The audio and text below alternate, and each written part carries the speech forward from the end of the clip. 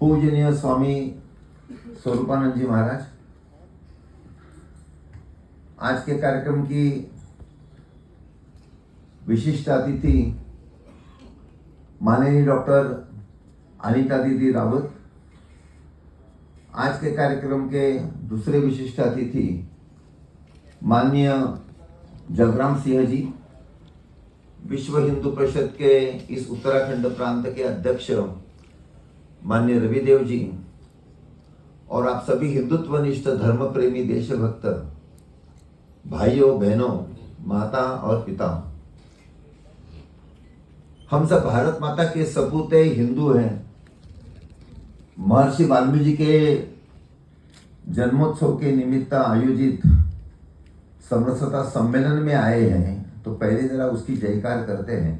बोलो भारत माता की जय, हिंदू धर्म की जय, महर्षि वाल्मीकि जी की जय, जय श्री राम, जय श्री राम। भाइयों बहनों, कल अश्विन पूर्णिमा थी और अश्विन पूर्णिमा यह महर्षि वाल्मीकि जी का प्रकटोत्सव है। विश्व हिंदू परिषद सारे हिंदुस्तान में गत अनेक वर्षों से महर्षि वाल्मीकि जी जयंती, संत रविदास जी की जयंती और डॉक्टर भीमराव अंबेडकर जी की जयंती के निमित्त छोटे बड़े कार्यक्रमों की योजना करती है। पिछले वर्ष सारे भारत में परिषद के द्वारा 400 से ज्यादा जगह महर्षि वाल्मीकि जयंती के निमित्त कार्यक्रम हो गए। मैं भी 4 कार्यक्रमों में गया था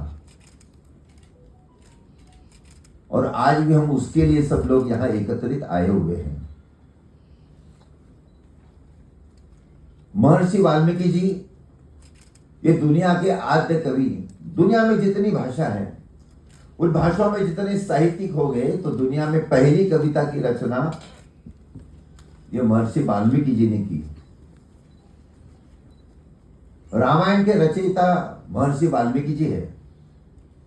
उनके संदर्भ में तर्क वितर्क कुछ भी लोग करते हैं, परंतु हम सभी ने ध्यान में रखना चाहिए, महर्षि वाल्मीकि ये भृगु वंशीय थे, भार्गव थे, प्रजापति प्रचेता के 10वें पुत्र थे, 64 कलाओं के ज्ञाता थे, वेद वेदांग सारी युद्ध कला, युद्ध के जितने शास्त्र थे उसमें सभी में वो पारंगत थे। उन्होंने रामायण लिखी। अगर वो रामायण नहीं लिखते तो भगवान राम के उदात्त और उज्जवल चरित्र की जानकारी सारी दुनिया को नहीं होती। आज भारत भारत है भगवान राम और भगवान कृष्ण के कारण। तो जिसके कारण मानवता क्या है, संस्कृति क्या है, सभ्यता क्या है, एक भाईचारा बढ़ाने के लिए क्या करना चाहिए, मानवीय जीवन मूल्य क्या है, ये रामायण और महाभारत के आधार पर हम सभी पर वो संस्कार होता है, प्रणाम होता है, प्रभाव आता है। तो भगवान राम के जीवन के कारण ये सारी जानकारी हमें होती है। वो भगवान राम का जीवन रामायण के द्वारा हमारे पास आया और वो रामायण लिखने का काम महर्षि वाल्मीकि महाराज जी ने किया। कितना बड़ा उपकार सारे दुनिया पर उन्होंने किया है, उसकी कल्पना नहीं कर सकते, उसकी कोई तुलना नहीं हो सकती।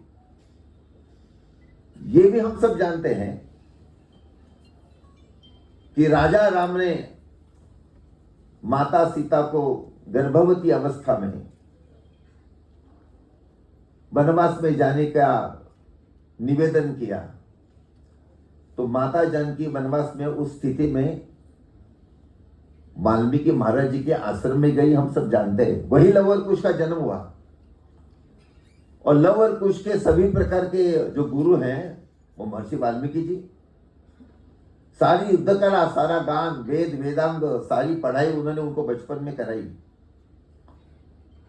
और इन्हीं लव और कुश ने लक्ष्मण हनुमान जी सहित भगवान राम की अश्वमेध सेना जो आई थी, उनको सभी को परास्त किया। तो ये युद्ध की सारी शिक्षा उनको किसने दी? वाल्मीकि जी ने दी। जब वो अयोध्या में गए तो अयोध्या के रास्ते में रामायण का गान कर रहे थे तो सारी अयोध्या मंत्र मुग्ध हो गई। जब भगवान राम के दरबार में उन्होंने रामायण का काव्य सुनाने का काम शुरू किया तो भगवान राम सहित दरबार में जितने बैठे थे वो सारे भाव विभोर हो गए। तो ऐसे अत्यंत अत्युच्च कोटि की सारी गान कला उनको सिखाई किसने? तो महर्षि वाल्मीकि जी ने। तो ऐसा एक बहुत बड़ा जबरदस्त काम महर्षि वाल्मीकि जी ने किया। विश्व हिंदू परिषद का कहना है कि महर्षि वाल्मीकि किसी एक समाज के नहीं, महर्षि वाल्मीकि सारे मानव समाज के आदर्श है। और हिंदू समाज ने तो उसके लिए उनका जयंती का जो कार्यक्रम है सभी ने बिल्कुल निष्ठा से श्रद्धा से ये मनाना चाहिए। सारे हिंदू समाज के वो आइकॉन है एक अर्थ से। और इसलिए विश्व हिंदू परिषद इस पद्धति के कार्यक्रम करते हैं जिसके लिए आप सब लोग एकत्रित आए। जैसे पूजनीय स्वामी जी ने अभी अपने भाषण में पूजनीय स्वामी विवेकानंद जी का एक भाषण का कुछ अंश उन्होंने पढ़ा, हम सभी ने दोहराया। अपने देश के ऐसे अनेक साधु संतों ने सामाजिक समरसता के संदर्भ में हमें अनेक चीजें बताई। पूजनीय स्वामी रामकृष्ण परमहंस जो, स्वामी विवेकानंद जी हो, महर्षि दयानंद सरस्वती जी हो, या उसके भी पहले अगर हमें जाना है तो पूजनीय स्वामी रामानंदाचार्य जी, संत नरसिंह मेहता जी हो, संत चैतन्य महाप्रभु हो, संत ज्ञानेश्वर जी हो, संत पुरंदर जी हो,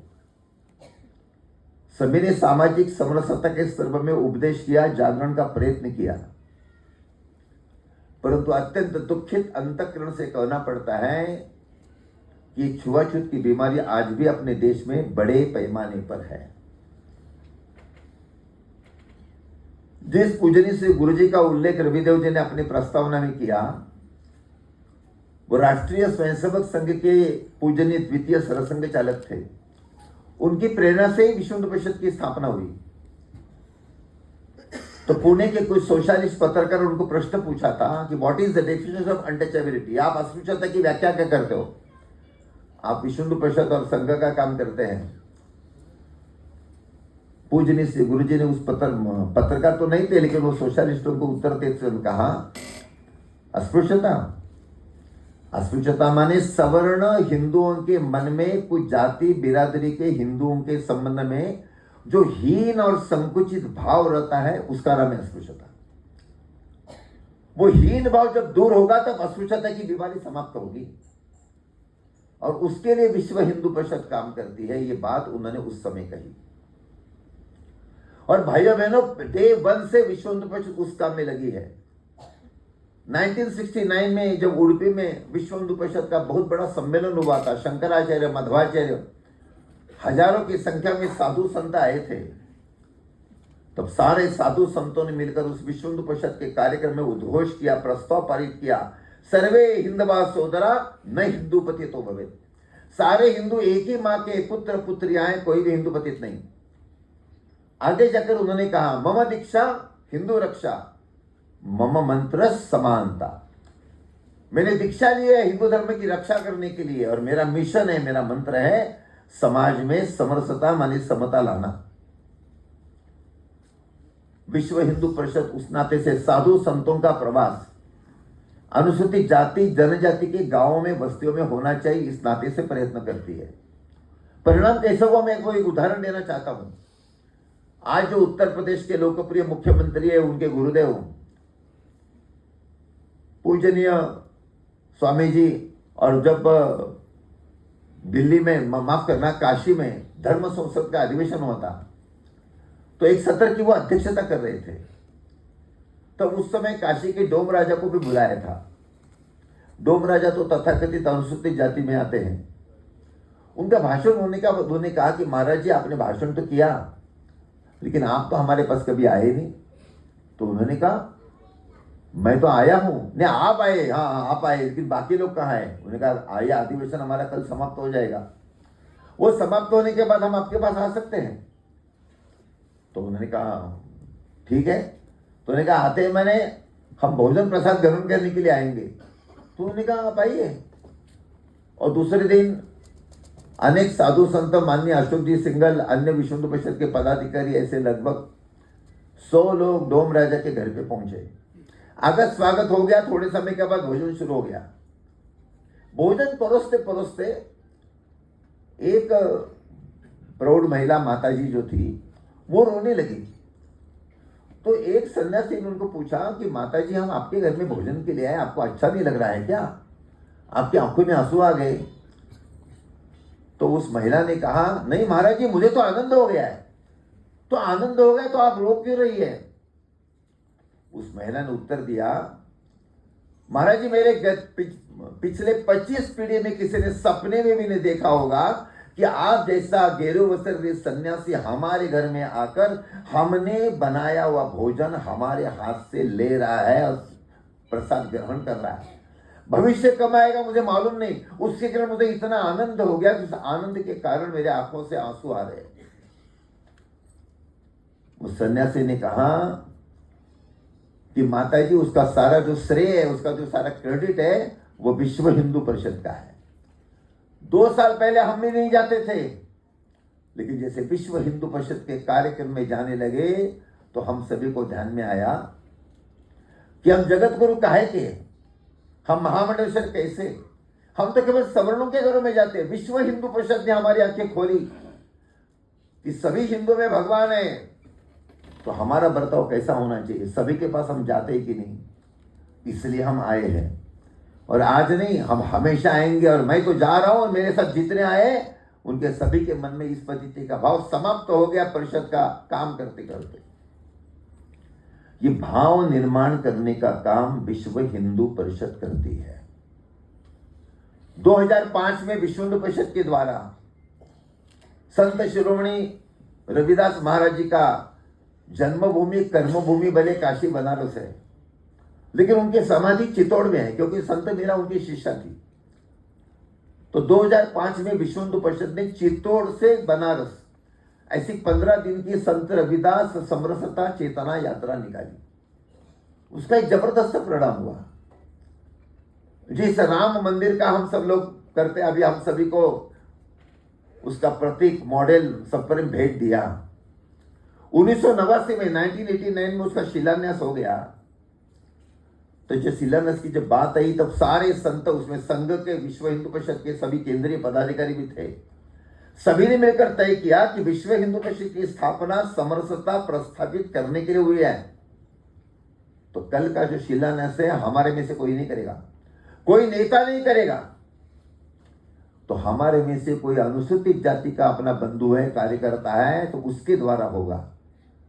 तो माननीय अशोक जी सिंघल जी ने कहा कि बिहार प्रांत के विश्व हिंदू परिषद के संगठन मंत्री हैं, उनका नाम है कामेश्वर जी चौपाल, वो तथाकथित अनुसूचित जाति के हैं और वो इस कार्यक्रम में आए हैं। तो सभी ने मिलकर कहा उनके द्वारा ही हो गया। और 9-10 नवंबर 1989 राम जन्मभूमि के मंदिर का शिलान्यास कामेश्वर चौपाल जी के कर कमलों के द्वारा हुआ। उत्तर प्रदेश के सारे पेपर्स में समाचार छपा कि विश्व हिंदू परिषद का समरसता के लिए शिलान्यास।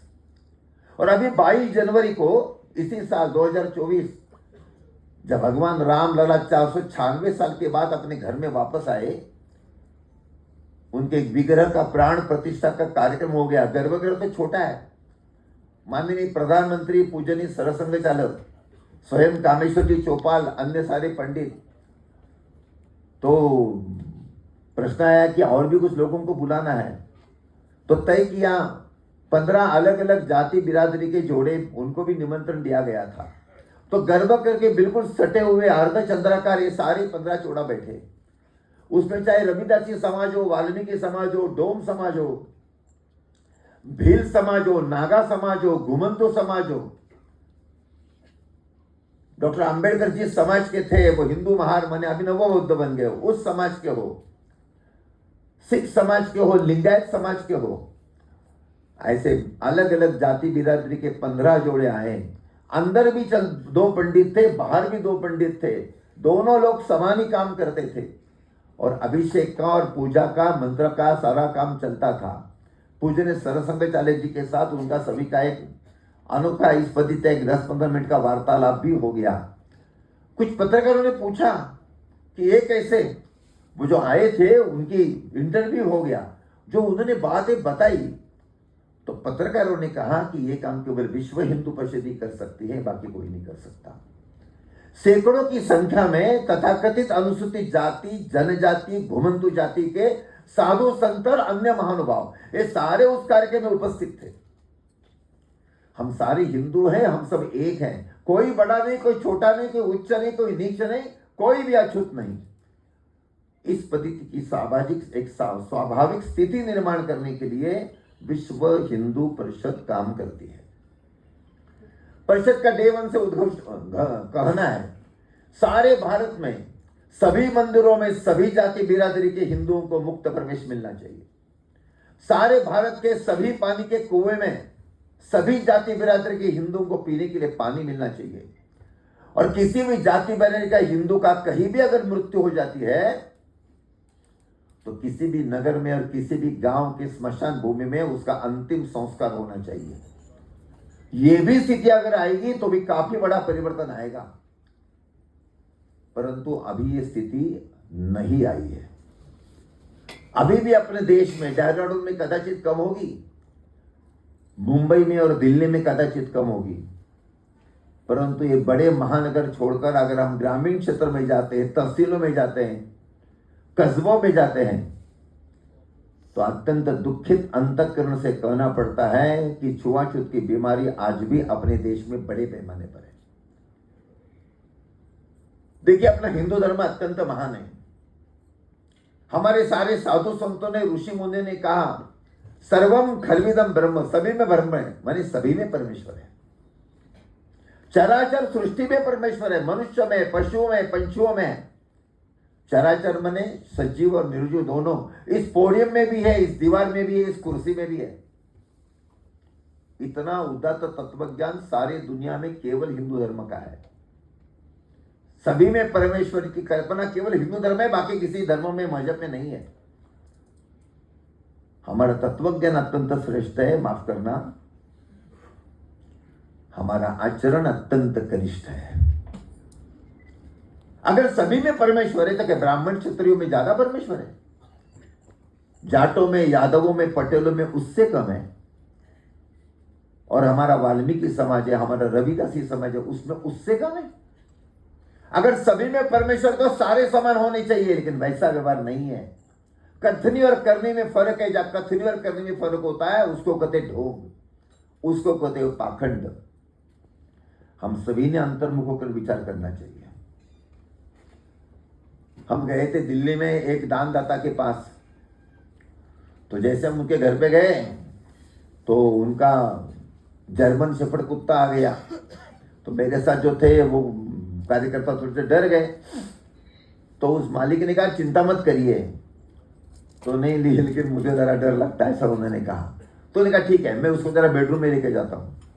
तो मैंने उनको पूछा बेडरूम में क्यों लेके जा रहे हो? तो उन्होंने कहा ये मेरा कुत्ता है ना, वो बेडरूम में जाने के बाद मेरे बेड पर अगर 2 मिनट बैठेगा तो फिर वो आ जाता है, तो वो एकदम गोगल गाय मैंने बकरी जैसा बन जाता है, सोफे के नीचे बैठ जाएगा, कुछ नहीं करेगा, आधा घंटा में आराम से बातचीत कर सकते हैं। और वैसे ही हुआ। मुझे बड़ा आश्चर्य लगा। और फिर मन में आया कि हमारे घर में कुत्ता है, ये बड़े बड़े लोग जर्मन शेफर्ड, डॉबरमन, एसोसिएशन इस पद्धति के कुत्ते रखते हैं। हमारा गांव में रहने वाला किसान भी कुत्ता रखता है, बिल्ली भी रखता है। कुत्ते को और बिल्ली को हमारे घर में प्रवेश है। बिल्ली तो रसोई घर में भी जाती है, बिल्ली रसोई घर में जाती है, कुत्ता हमारे बेडरूम में जाते हैं। नाराज मत होना। लेकिन आपको और मुझे भगवान ने जिस पद्धति का 3.5 हाथ का देह दिया है, मेरे जैसी आंखें, मेरे जैसे हाथ और मेरे जैसे पैर, वो व्यक्ति केवल एक विशिष्ट जाति में उसका जन्म हुआ है, इसलिए उसको हमारे घर में प्रवेश नहीं है। जानवरों से भी बदतर व्यवहार हम मनुष्यों के साथ करते हैं। जो मनुष्य के साथ मनुष्य जैसा व्यवहार नहीं करता वो मनुष्य नहीं, उसको ही राक्षस कहते हैं। हिंदू समाज में अंतर्मुख होकर विचार करना चाहिए, मुझे मनुष्य बनना है या मुझे राक्षस बनना है। जो मनुष्य के साथ मनुष्य जैसा व्यवहार करेगा वो ही मनुष्य है। लेकिन उस पद्धति का जागरण बड़े पैमाने पर करने की आज भी अपने देश में आवश्यकता है। तो ये छुआछूत की बीमारी जाएगी कैसे? अगर कोई बीमारी होगी तो हम डॉक्टर के पास जाते हैं, डॉक्टर दवा देता है। जैसे कल मैं भी दिल्ली में था, हमारे कार्यकर्ता को सर दर्द हो गया तो उसने सर दर्द की टैबलेट ली। तो एक डॉक्टर भी आए थे, उसने कहा टैबलेट तो ली, लेकिन आपको सर दर्द क्यों हो रहा है? क्या पेट में गैसेस हो गए, रात को जागरण हो गया, या ज्यादा समय आप कंप्यूटर पर बैठे थे? तो उसका पहले इलाज करो, नहीं तो गोलियां लेते रहोगे लेकिन सर दर्द तो रहता रहेगा। तो बीमारी का मूल क्या है वो देखना चाहिए। तो ये छुआछूत की बीमारी का मूल क्या है, वो कैसे आई? उसके लिए हमें पहले वेद काल में जाना चाहिए। देखो, महर्षि वाल्मीकि की जयंती के निमित्त हम एकत्रित आए हैं। तो वेद काल में हम सब देखते हैं कि उस समय तो 4 वर्ण थे, ब्राह्मण, क्षत्रिय, वैश्य और शूद्र। और भगवान कृष्ण ने भगवत गीता में जैसे कहा है, चातुर्वर्णम मया सृष्टम गुण कर्म विभागशः। गुण और कर्म के आधार पर चातुर्वर्ण का वर्णन निर्माण हो गया है। अत्यंत लचीली व्यवस्था थी। ब्राह्मण का बेटा भी शूद्र बनता था, शूद्र का बेटा भी ब्राह्मण और क्षत्रिय बनता था।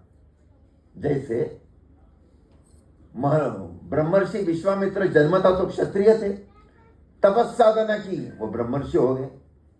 और इतना नहीं, जैसे महर्षि वाल्मीकि जी ने रामायण लिखी, वैसे महर्षि वेदव्यास जी हैं, उन्होंने महाभारत लिखा। मतलब महाभारत लिखने वाले वेदव्यास जी के पिताजी तो पारस ऋषि थे, लेकिन उनकी मां कौन थी? तो एक केवट की कन्या थी, सत्यवती। आज के जमाने में अगर उनका जन्म होता तो हम कहते हैं पिछड़ा है, लेकिन हमने उनको कितना बड़ा सम्मान दिया। भगवान परशुराम जी, माफ करना, आजकल के कुछ लोग भगवान परशुराम हमारा ऐसा कहते हैं। मैं हाथ जोड़कर सबको निवेदन करता हूं, महापुरुषों को तो हमने एक एक जाति का बना दिया, कम से कम भगवान को एक जाति का नहीं बनाना चाहिए, जो दुर्भाग्य से कुछ लोग बना रहे हैं।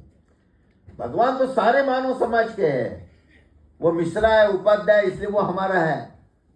ये कैसे? एक बार एक ने कहा हम मिश्रा है ना, तो मैंने कहा अच्छा मिश्रा है इसलिए भगवान परशुराम आपके, तो इसका तो राम आपके नहीं ऐसा कैसे? मैंने वो तो क्षत्रिय थे।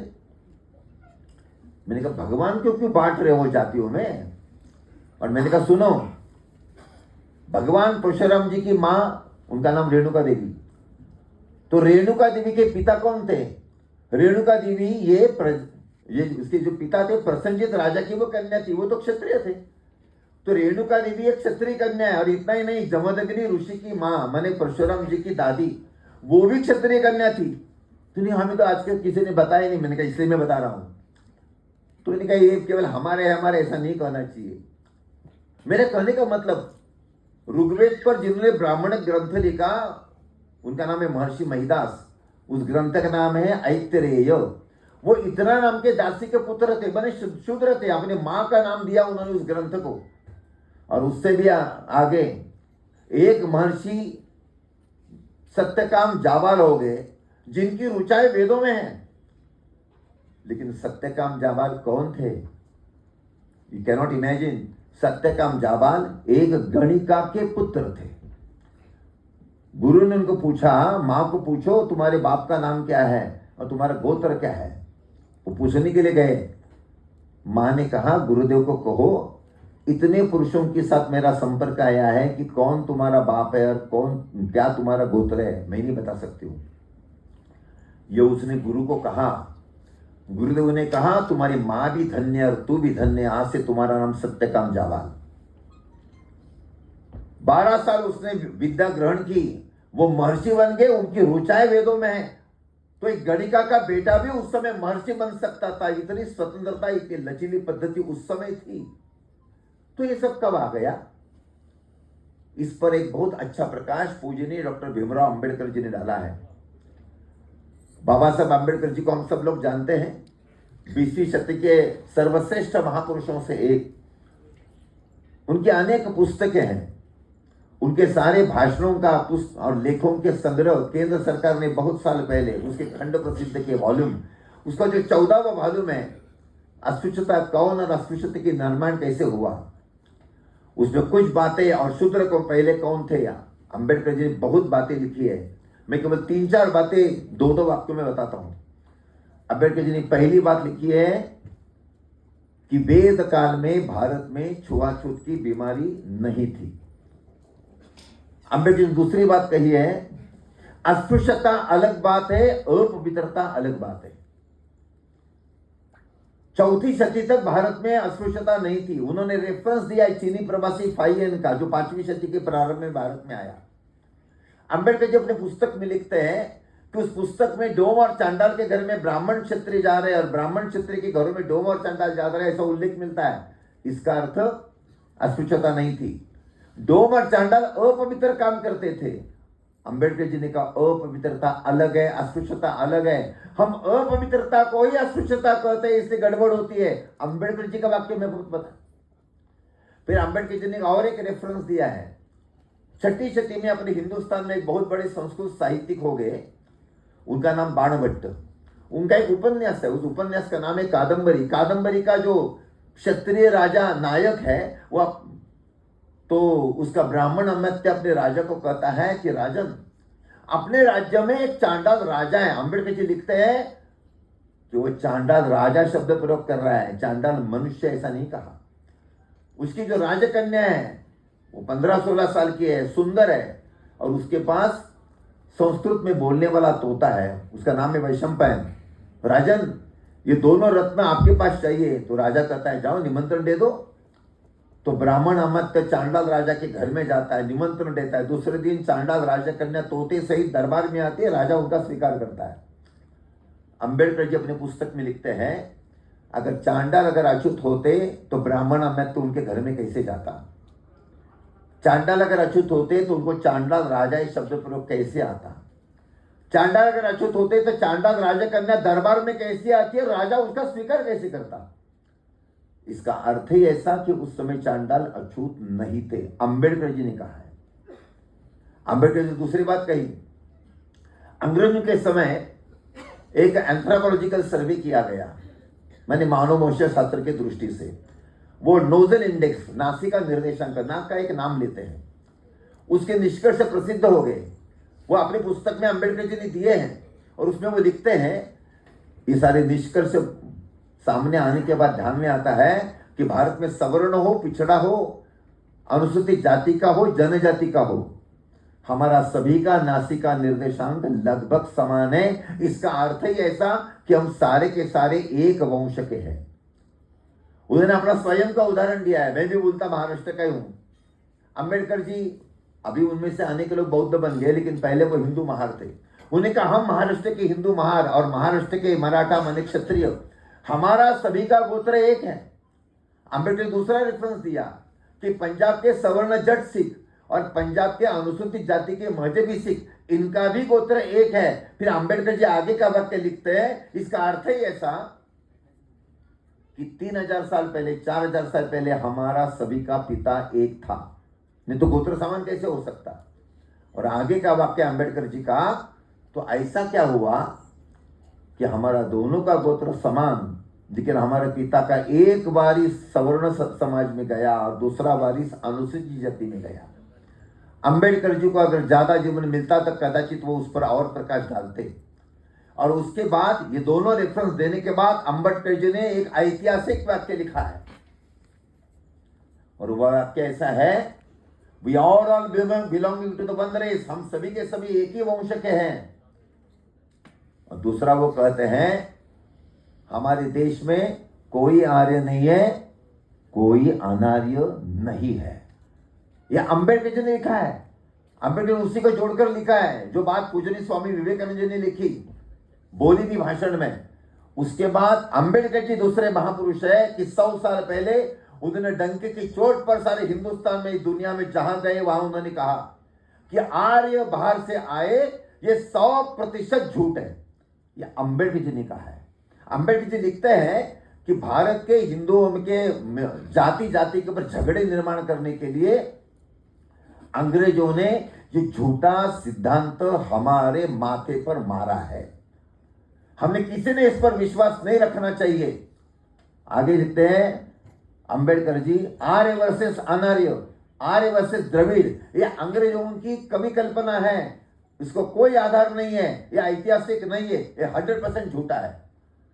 और तीसरा अंबेडकर जी का वाक्य है, अगर भारत में ब्राह्मण और क्षत्रिय अगर आर्य है तो भारत के अनुसूचित जाति और जनजाति भी आर्य है, और अनुसूचित जनजाति और जाति अगर अनार्य है तो ब्राह्मण और क्षत्रिय भी अनार्य है।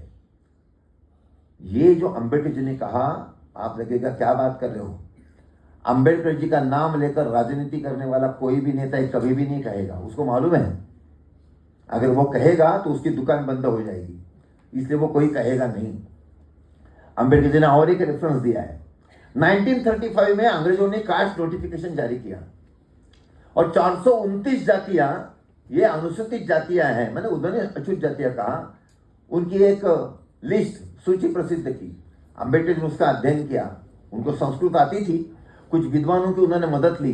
उस पुस्तक में अंबेडकर जी लिखते हैं, ये सारे 429 जातियों के नाम देखने के बाद ध्यान में आता है कि भारत की जो सारी स्मृतियां हैं, उस स्मृतियों में इस 429 में से 95% से ज्यादा जातियों के नाम नहीं मिलते हैं। उसी को जोड़कर अंबेडकर जी वाक्य, इसका अर्थ ही ऐसा कि स्मृति काल में इन जातियों का अस्तित्व नहीं था। ये जो 4-5 बातें पूजनीय अंबेडकर जी ने लिखी है, बोली है, वो अत्यंत महत्व की है।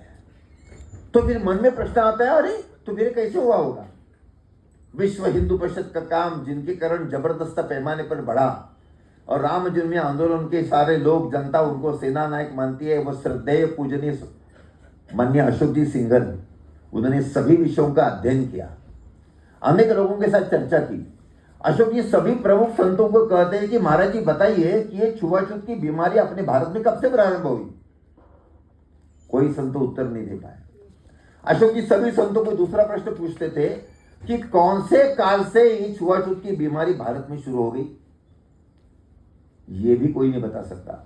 अमुक अमुक जातियां अछूत है, ऐसे कि जातियों के नाम कहीं लिखे हैं क्या? वो भी कोई ये बता नहीं सकता था। अशोक जी ने कुछ सामाजिक विद्वानों के साथ बातचीत की। उस समय प्रयाग विश्वविद्यालय के सोशल साइंस डिपार्टमेंट के जो एचओडी थे डॉक्टर के.एस. लाल, उनकी भेंट हो गई। के.एस. लाल जी की किताब है the growth of scheduled tribes and scheduled caste in medieval India, मध्ययुगीन भारत में अनुसूचित जाति और जनजातियों की बढ़ोतरी कैसे हुई, माननीय अशोक जी ने वो पढ़ी। उसके बाद के.एस. लाल के साथ उनकी 2 बार लंबी सिटिंग्स हो गई और भी अनेक विद्वानों को मिले। के.एस. लाल जी ने अपनी पुस्तक में 50 से ज्यादा ऐसे रेफरेंसेस दिए कि इस्लाम के आक्रमण के बाद अनुसूचित जाति और जनजाति की संख्या कैसे बढ़ी। और हमारे प्रांत के अध्यक्ष माननीय अशोक जी के साथ उनके निजी कार्यवाही इस नाते से अनेक साल रहे, उनको बहुत सौभाग्य है कि इतने महापुरुष का सहवास सत्संग उनको अनेक साल मिला। 17 अप्रैल 1994 को प्रयाग में सातन पासी के जयंती के निमित्त विश्व हिंदू परिषद के द्वारा कार्यक्रम आयोजित किया था। तब उस सार्वजनिक कार्यक्रम में माननीय अशोक जी ने कहा कि अस्पृश्यता की बीमारी भारत में इस्लाम के आक्रमण के बाद बढ़ी है, पहले नहीं थी। मुसलमानों के अत्याचारों के कारण कुछ जाति बिरादरियों पर इस पद्धति का एक स्थिति वो लाई गई। आप कहेंगे क्या बात करते हो, उसमें कुछ प्रूफ है क्या? मैं 2 संदर्भ देना चाहता हूं। आज यहाँ इस अपने कार्यक्रम में अनेक माता बहनें बैठी है। 100 साल पहले ये कार्यक्रम होता तो माता बहनें होती क्या? नहीं होती। देखिए, इस्लाम का जब 1200 साल पहले अपने भारत पर सफलतापूर्वक आक्रमण 1000 साल पहले शुरू हो गया, मुसलमान जिस दुनिया में जहां कहीं गए वहां उन्होंने महिलाओं पर अत्याचार किए। वो भारत में भी होने लगा। हजारों महिलाओं पर अत्याचार, उनको भगा कर लेके जाना, चलो आप सब जानते हैं। तो उस समय के हमारे समाज धुरी उन्होंने कुछ प्रतिबंध डाले। पहला प्रतिबंध आया कि कोई भी महिला अपने घर के बाहर नहीं जाएगी। अगर घर के बाहर जाएगी, कोई मुसलमान उसको उठाकर लेके गया तो हम तो गुलाम बन गए थे। तो बाहर नहीं जाएगी तो पढ़ेगी कैसे? महिलाओं की पढ़ाई समाप्त हो गई। जिस भारत में 27 महिला ऋषियों की ऋचाएं वेदों में हैं, सारी महिला पढ़ी लिखी पहले होती थी, आज जैसी हो रही है, वहां महिलाओं की पढ़ाई बंद हो गई, महिलाओं का घर पे बाहर जाना बंद हो गया। हिंदुस्तान में पहले पर्दा प्रथा नहीं थी। आपने रामायण महाभारत देखा, रामायण महाभारत में क्या कोई महिला माँ सीता दरबार में बैठी है भगवान राम के साथ, तो क्या घूंघट ओढ़कर बैठी है क्या? भारत में पहले पर्दा प्रथा नहीं थी। भारत में पर्दा प्रथा के सारे उल्लेख 12वीं शती के बाद मिलते हैं, पहले नहीं मिलते थे। इस्लाम के आक्रमण के बाद भारत में पहले बाल विवाह नहीं होते थे। मां सीता का बाल विवाह नहीं था, द्रौपदी का बाल विवाह नहीं था, चंद्रगुप्त मौर्य का बाल विवाह नहीं था, हर्षवर्धन का भी बाल विवाह नहीं था। भारत में बाल विवाह की कुप्रथा 12वीं शती के बाद आई है, पहले नहीं थी। अपने उत्तराखंड में, उत्तर प्रदेश, पंजाब और बंगाल, बिहार में शादियां रात को होती है, और गुजरात, महाराष्ट्र, कर्नाटक, केरल में जाएंगे तो वहां शादियां दिन में होती है। हमने अनेक लोगों को प्रश्न पूछा, तो जहां 200-250 साल मुसलमानों का राज्य रहा और बाद में जो संघर्ष करके स्वतंत्र हो गए, वहां शादियां दिन में होती है। और जहां 600, 700, 800 साल मुसलमानों का राज्य रहा, वहां शादियां रात को होती है। आज तो बिजली आ गई, पहले रात को युद्ध नहीं होते थे, तो इसलिए दिन में शादी करेंगे। और मुसलमानों का आक्रमण हो गया तो बहु बेटियों की रक्षा का क्या, रात को कोई आक्रमण करने वाला नहीं, उनकी चारित्र की रक्षा हो जाएगी, इसलिए रात को शादी की पद्धति आ गई। तो भारत में महिलाओं के श्रमों में जो सारी कुप्रथा है पहले नहीं थी, 12वीं शती के बाद आई है। दुनिया में लगभग 200 से ज्यादा देश है, उसमें 100 से ज्यादा देशों में हिंदू संस्कृति के चिन्ह मिलते हैं। आप इंडोनेशिया में जाए, थाईलैंड में जाए, सब जगह मिलते हैं। तो हमारे पूर्वज कैसे जाते थे? कुड़ुमन तो विष्णुमार्यम का जाप करते हुए पानी के जहाज में बैठकर जाते थे। लेकिन 14वीं शती में उस समय के हमारे सारे समाज धुरीण जो थे, उन्होंने एक आग्रह किया, आदेश निकाला, क्या कोई भी सागर लांघकर नहीं जाएगा। सिंधु बंदी आ गई। क्यों आ गई? 14वीं शती में आधा भारत मुसलमानों के कब्जे में गया था। ये जो सारी जो बंधन है ना, ये देखो क्रिकेट का जमाना चल रहा है, तो क्रिकेट में बैट्समैन कुछ फ्रंट फुट पर खेलते हैं, कुछ बैक फुट पर खेलते हैं। तो उस समय के हमारे धर्म मार्तंड थे या समाज धुरीण थे, उन्होंने प्रतिरक्षात्मक रवैया अपनाया होगा बैक फुट पर जाने का। ये कछुआ जैसा है। कछुआ पर जब आक्रमण होता है तो वो अपना गर्दन, अपना मुंह, अपने पैर, हाथ, ये सब सिकुड़ लेता है। बाहर केवल ढाल जैसी उसकी पीठ रहती है, चाहे कितना भी मारो कुछ नहीं हो सकता। तो अपने धर्म की, समाज की रक्षा करने के लिए हमारे ऊपर बंधन डाले गए। और बंधनों के जब बंधन डालने जाते हैं ना, तो विकास अवगुंठित होता है, समाप्त हो जाता है। पानी का प्रवाह जब बढ़ता है ना, तो पानी शुद्ध रहता है। पानी का प्रवाह आपने रोक लिया तो उसमें प्रदूषण आता है। ऐसा अपने हिंदू समाज का हो गया। एक के बाद एक बंधन आ गए, हम आपस में ही करते रहे, और एक एक विकृतियां आ गई। उन अनेक विकृत में, चाहे जन्मजात जाति व्यवस्था हो, उच्च नीचता हो, सामाजिक भेदभाव हो, वगैरह वगैरह। आप कहेंगे अरे भाई साहब चलो आपने इतना बताया, लेकिन आपके पास कोई प्रूफ है क्या? किसी जाति का नाम बता सकते हो? तो मैं केवल 2 जातियों का संक्षिप्त में उल्लेख करता हूं। एक है वाल्मीकि समाज। देखिए, आज अपने प्रधानमंत्री जी के कारण भारत में गांव-गांव में शौचालय बनने लगे, घरों-घरों में शौचालय बनने लगे। पहले तो स्थिति नहीं थी। 100-200 साल पहले तो राजा महाराजा सहित सभी लोग प्रातर्वेद के लिए गांव के बाहर जाते थे। लेकिन मुस्लिम महिलाएं पर्दे में, घूंघट में आने के कारण प्रॉब्लम आता था। पहले तो कोई प्रॉब्लम नहीं था, लेकिन पृथ्वीराज चौहान के हारने के बाद, हमारा जब हारने का सिलसिला शुरू हो गया, तो हजारों ने, लाखों हिंदू रणांगण में मारे गए, लाखों हिंदू को तलवार की नोक पर मुसलमान बनाया गया, और लाखों हिंदू गुलाम बने। जब लाखों हिंदू मुसलमान बने तो महिला भी बनी, वो सारी घूंघट में आ गई, पर्दे में आ गई, तो उनका बाहर आना बंद हो गया। इक्का दुक्का मुसलमान पुरुष भी जाने के लिए डरता था कि दिन भर में हिंदू को प्रताड़ित करता हूं, और उस अवस्था में किसी हिंदू ने मुझे मारा तो चाहे जो कुछ हो। तो घर के आसपास ही प्रातर्विधि का काम होने लगा, गांव में गंदगी बढ़ने लगी, सफाई कौन करेगा? तो जो हिंदू मुसलमान नहीं बने थे और जिन हिंदुओं को गुलाम बनाया गया था, उनको मार मार के आलाया गया।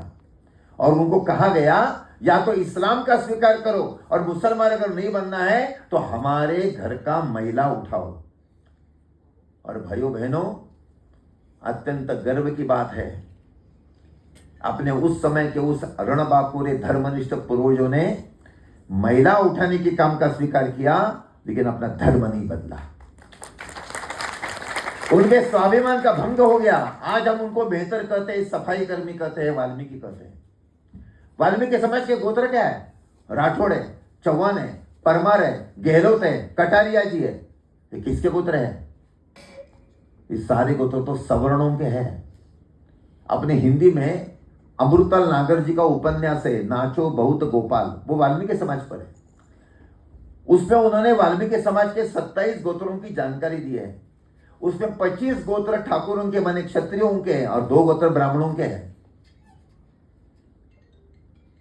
अपने देश के किसी भी पुस्तक में, किसी भी भाषा के किसी भी ग्रंथ में मेहतर वगैरह इस पद्धति के शब्द नहीं मिलते। क्यों नहीं मिलते?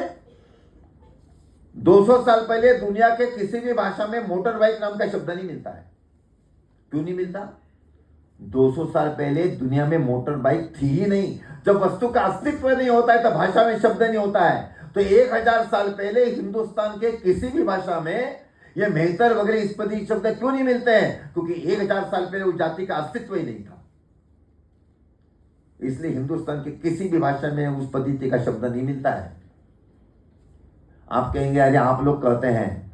मैं कांग्रेस का उदाहरण देता हूं। एक बहुत बड़े कांग्रेसी सर्वोदय नेता प्रोफेसर एम.आर. मलकानी, जब पंडित जवाहरलाल नेहरू प्रधानमंत्री थे तो सफाई कर्मियों का अध्ययन करने के लिए आयोग गठित किया गया, उसके वो अध्यक्ष थे। 1960 में उनके आयोग की रिपोर्ट प्रसिद्ध हो गई। उसके प्रस्तावना में मलकानी जी लिखते हैं, आज हम जिनको सफाई कर्मी कहते हैं वो विदेशी आक्रांतों के साथ लड़ते समय पराजित हुए योद्धाओं के वंशज हैं। मलकानी जी विश्व हिंदू परिषद के नहीं थे, संघ के नहीं थे, वो सर्वोदयी थे, कांग्रेसी थे, लेकिन उन्होंने ये बात लिखी है।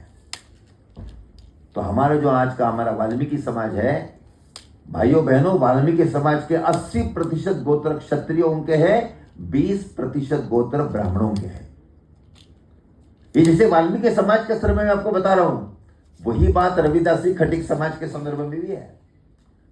अपने हिंदुस्तान में धान होता था, गेहूं होता था, मैंने होता है। आज अपने यहाँ अनेक लोग मान लो नॉन वेजिटेरियन मांसाहारी बन गए, लेकिन पहले तो केवल हमारे कुछ क्षत्रिय लोग कभी जंगल में शिकार करने के लिए जाएंगे तो उस समय ही मांसाहार करते थे। सवेरे से रात तक हर रोज मांसाहार करना, इस पद्धति की बात वहां नहीं थी। परंतु अरबस्तान में न धान होता था, न गेहूं होती थी, न दाल होती थी। तो अरबस्तान के लोगों का खाना क्या था? तो भेड़ बकरियों का मीट खाना और ऊँटनी का दूध पीना। बाकी कुछ होता है उनको मालूम ही नहीं था। संपन्न अरब कदाचित भारत से इंपोर्ट करते होंगे, उनको कुछ मालूम नहीं। वो हमारे हम सूती के रेशम के वस्त्र पहनते थे, उनको सूत क्या रेशम क्या मालूम ही नहीं था। वो तो ऊन के वस्त्र पहनते थे और चमड़े के आधो वस्त्र पहनते थे। भारत में वो जो आए तो अपनी सारी चमड़े की सभ्यता लेकर आए। आपको और एक बात बताना मैं चाहता हूं, हिंदुस्तान में पहले चमड़ा निषिद्ध था, आज भी कुछ जगह है। आप अगर दक्षिण में किसी मंदिर में जाते हो, आप जाइए कन्याकुमारी के मंदिर में जाइए, काची कंकोटी के मंदिर में जाइए, तो चमड़ी का बेल्ट और चमड़ी की पर्स लेकर मंदिर के अंदर आप प्रवेश नहीं कर सकते थे। चमड़ा हमारा निषिद्ध था। मैं आपको और एक बात बता रहा हूं, 1000 साल पहले हिंदुस्तान में चमड़े के जूते की पद्धति नहीं थी। भारत में चमड़े के जूते इस्लाम के आक्रमण के बाद आए, पहले नहीं थे। थोड़े लोग लकड़ी के खड़ाऊ पहनते थे, 1-2%, बाकी सारे बिना चप्पल के ही थे। छत्रपति शिवाजी महाराज जी के मौलों की सेना थी, वो बिना जूते चप्पल ही लड़ती थी। गांव गांव में कोई नहीं पड़ता था। आप में से भी जिनकी उम्र 60 साल से ज्यादा है और अगर वो गांव में रहते होंगे तो अपने बचपन में क्या स्थिति थी थोड़ी सी कल्पना करिए। क्या हमें ऐसे किसी को मालूम था क्या कि कबड्डी भी जूते पहनकर खेली जाती है? मुझे तो मालूम नहीं था। 10 साल पहले कबड्डी प्री लीग शुरू होने के बाद पता चला कि कबड्डी भी जूते पहनकर खेली जाती है। क्या 50 साल पहले किसी को मालूम था कि कुश्ती अगर करनी है तो जूते पहनने पड़ते हैं? लेकिन अभी ये सब जगह कुश्तियां जो चल रही है, रेसलिंग जो चल रहा है, जूते पहनकर चल रहा है। हमें तो कुर्सी के रहा मिट्टी में खेलना चाहिए। हमारे पद्धति नहीं थी। चमड़े की ये सारी विषय इस्लाम के आक्रमण के बाद आए, पहले नहीं थे। और जब मुसलमान आ गए, विजेता बनकर आ गए, तो 1000 गुना पशुओं की हत्या शुरू हो गई। और जब उनको पता चला कि हिंदू गौ माता को पवित्र मानते हैं, भगवान का अवतार मानते हैं, तो गौवंश की हत्या बड़े पैमाने पर होनी चाहिए। इस लाते से उन्होंने आदेश दिया। हत्या कौन करेगा? जीता हुआ मुसलमान नहीं। जो हिंदू रणांगण में हार गया था, गुलाम बन गया था, हिंदू रहने की शर्त पर उसको पशुओं को मारने का काम बड़े पैमाने पर करना पड़ा, जिसको आज हम खटिक कहते हैं। उनको हर चीज में चमड़ा चाहिए था। पशु मारने के बाद उसका चमड़ा निकालना, सुखाना, उसकी वस्तुएं बनाना कौन करेगा? जीता हुआ मुसलमान नहीं। गुलाम बने हुए हिंदुओं को मजबूरी में हिंदू धर्म में रहने के लिए वो काम का स्वीकार करना पड़ा। और पुराना चमड़ा जो होता है उसको बदबू आती है। गांव के लोगों ने कहा तू चमड़े का काम करता है, मेरे पड़ोस में मत रहो। तो चमड़े का काम करने वालों को मजबूरी में गांव से एक कोने में रहना पड़ा। वो धीरे धीरे गांव से अलग हो गए, अछूत हो गए, जिनको आज हम चर्मकार कहते हैं। भाई हमारे ऋषि मुनि व्याघ्राजिन मुर्गाजिन बनाते थे, तो क्या जंगल में कोई हमारा रविदास ही जाता था क्या बनाने के लिए? अरे नेचुरल डेथ से जो हिरण मरता था या शेर मिलता था, उसका चमड़ा निकालना, वो सुखाना, ये काम ऋषि मुनि और उनके शिष्य करते थे। हमने उनको चर्मकार कहा क्या? नहीं कहा। तो अपने देश में ये सारा जाति इतनी बड़े पैमाने पर बढ़ गई इस्लाम के आक्रमण के बाद। देखिए यहां संत रविदास जी का चित्र है। तो रविदास वाणी में संत रविदास जी ने लिखा है, जाके सब ढोर ढोवत वाराणसी आस पासा, आचार्य सहित विप्र करी दंडवत तीन तनय रैदास दासानुदासा। माने क्या? कि आज हमारे जात भाई काशी के आसपास मरे हुए पशुओं को ढो रहे हैं, कि कुछ साल पहले काशी के विद्वान पंडित हमारे पूर्वजों को साष्टांग प्रणिपात करते थे।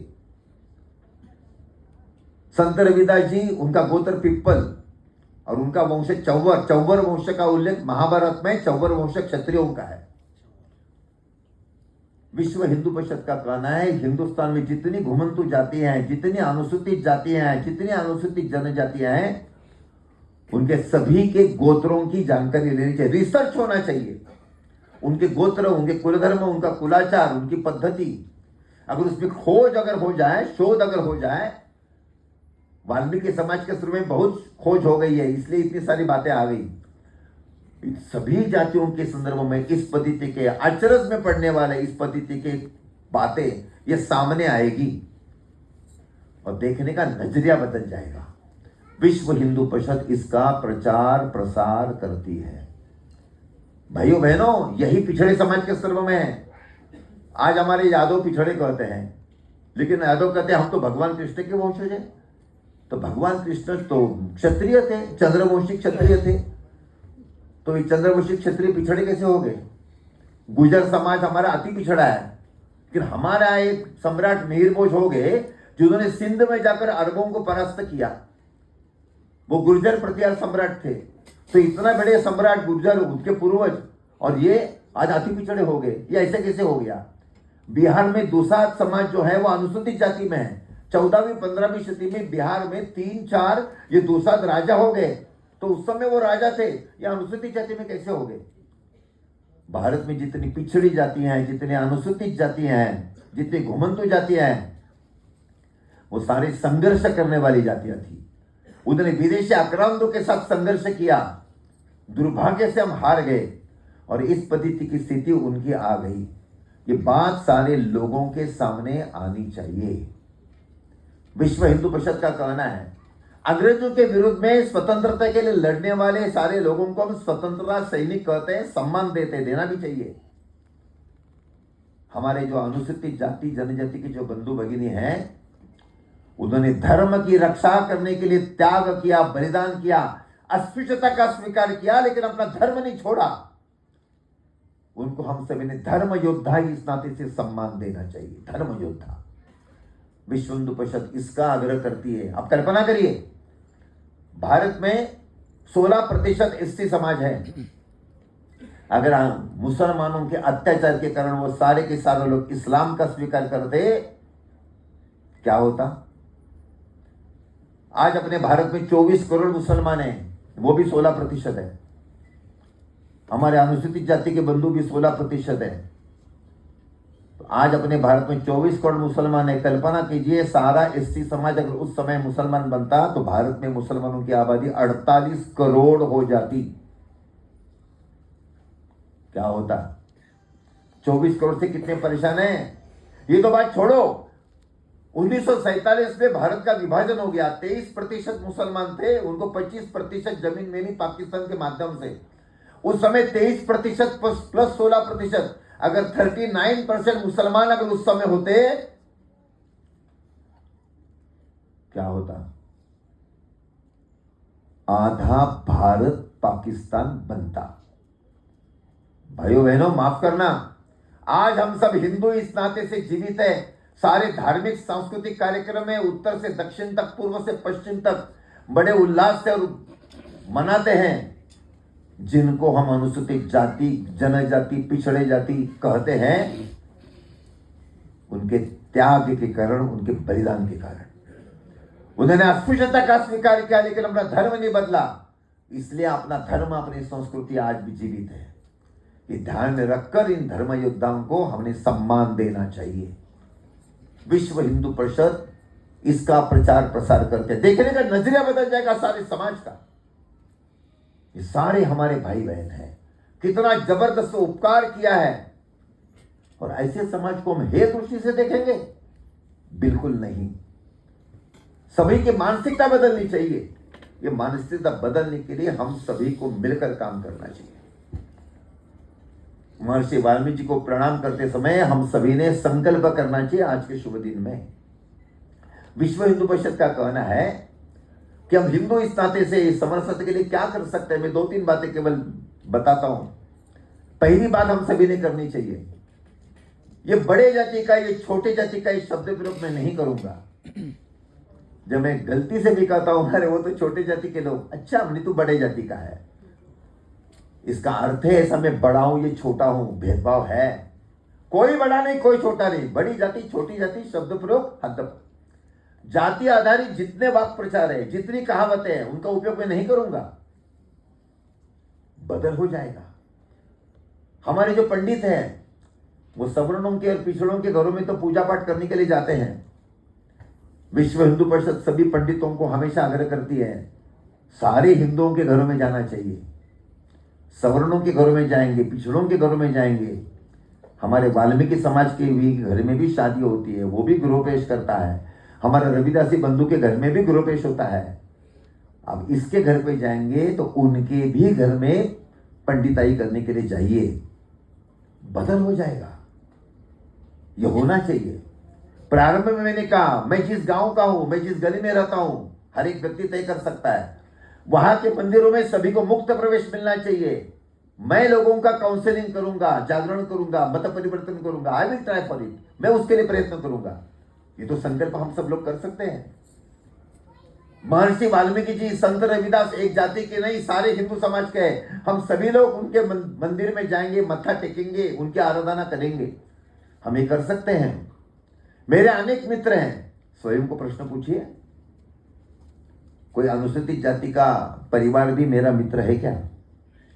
मेरा परिवार उनके परिवार में जाता है, उनका परिवार हमारे परिवार में आता है। अनौपचारिक संबंध हमारे है। माफ करना, हमारा इंटरेक्शन ही कम है।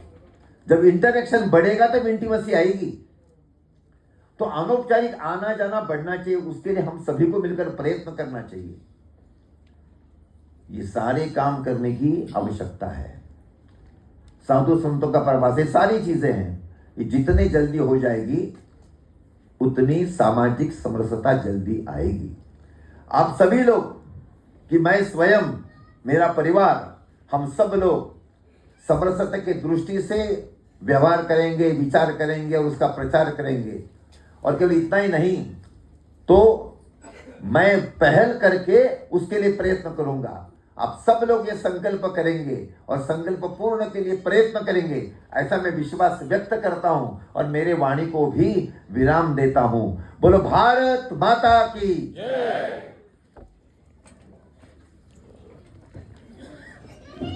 बहुत बहुत धन्यवाद भाई साहब।